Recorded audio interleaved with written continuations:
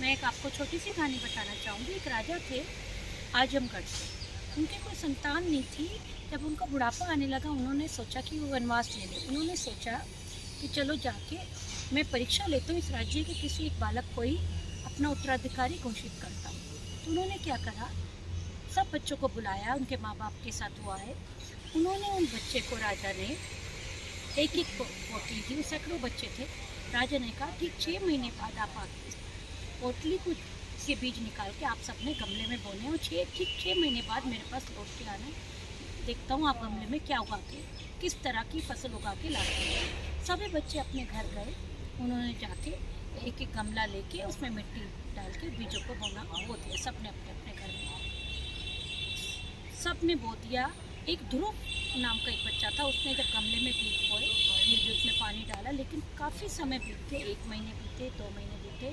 सबके उसने देखा, अगल बगल वाले सभी बच्चों के गमलों में तो बढ़िया अंकुरित हो गए हैं, लेकिन उसके गमले में एक भी बीज नहीं फूटा। तो ध्रुव को टेंशन होने लगी कि अरे क्या करूं, लेकिन उसने बहुत सेवा करता रहा, देख रख रखाव उसका करता, लेकिन उसके बीज बिल्कुल नहीं अंकुरित हुए। धीरे धीरे क्या हुआ, पक्षी तो आपको पता ही दाना चुगते हैं, तो वो उन्होंने, गिलहरियाँ आई, पक्षी आए, उन्होंने वो दाना, वो जो बीज थे वो भी चुग के ख़त्म कर दिए। अल्टीमेटली जो गमला था वो बिना बीजों का हुआ। और बच्चों के पौधे वो जब भी देखता बाहर निकल के अच्छे बड़े हुए। अब 6 महीने बाद ध्रुव और वो सारे बच्चे, सैकड़ों बच्चे थे, राजा के दरबार में गए। राजा ने कहा सब अपने अपने गमले आके मुझे दिखाएं। एक बच्चा आया, 2 बच्चा आया, सबने अपने गमले में बढ़िया उनमें से पौधे निकल रहे थे। किसी में फूल निकल रहे थे, किसी में छोटे छोटे फल निकल रहे थे, किसी में सब्जी निकल रही थी। अब ध्रुव का नंबर आया तो उसने खाली गमला राजा को दिखाया और फिर नीचे झुका लिया। राजा ने कहा कि बेटा ऐसा किया। उसने कहा कि राजा जी मुझे नहीं पता, मेरे बीज नहीं फूटे, मैं आपसे झूठ नहीं बोलूँगा, मैंने पूरी इसकी सेवा करी लेकिन बीज नहीं निकले। तो राजा ने कहा कि आप सब लोगों में एक ध्रुव भी सच्चा बालक है, यही मेरा उत्तराधिकारी बनने के लायक है। आप क्यों? मैं बताता हूँ, क्योंकि राजा ने जो बीज दिया था उससे तो फूटने ही नहीं थे। मतलब वो बीज जो थे बंजर भूमि में बोने वाले थे, बिल्कुल उपजाऊता नहीं थी उन बीज के अंदर, बिल्कुल बेकार वो बीज।